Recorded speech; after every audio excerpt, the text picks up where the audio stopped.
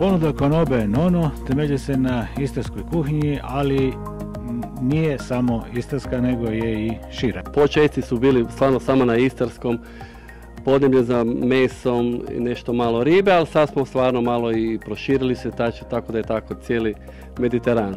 Znači od mesa, ribe, ali možda više naglasak na ribu.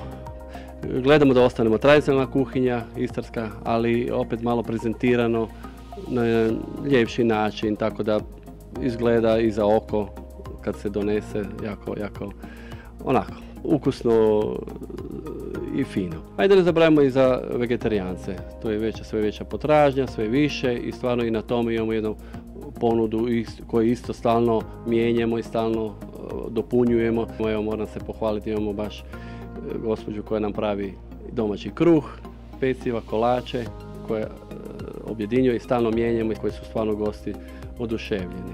Vi ste ljubitelj starina i interijer ste obogatili sa svojim zbirkama. Koje svoje zbirke imate? Ja sam to skupljao i prije nego sam otvorio tu konobu, jer to mi je bila želja i da ambijent bude stvarno u tome. Ja gdje god dođem volim jako pogledati ambijent, ambijent mi jako puno znači i stvarno i gosti mi kažu osjećamo se kao doma jer stvarno je onako ležerno i to. Tu imam svega, ja sam počeo skupljati.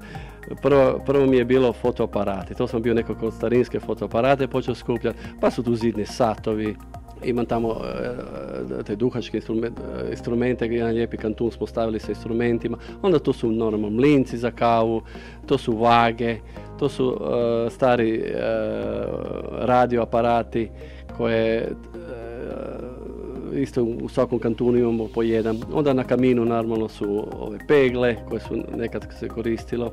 A tamo blizu bara, blizu šanka imamo sportski dio, tamo se ipak gledaju te utakmice i tamo sam počeo skupljati dresove sa poznatim sportašima koji su se potpisali. Znači svi su dresovi potpisani, to je isto jedna lijepa kolekcija i gostima jako lijepo slikaju i jako im je drago kad to vide. A vani u vrtu imam jednu kolekciju vespe, stare veske, to sam isto ljubitelj jako vespa, imam 10-ak vespi koje, evo tamo sam prije 2 godine smo stavili jedan izložbeni prostor kako gosti mogu doći, pogledati, vidjeti. Jedan stari oldtimer, Fiat Millecento iz 48. koji mi služi kao ponekad ići se po špežu.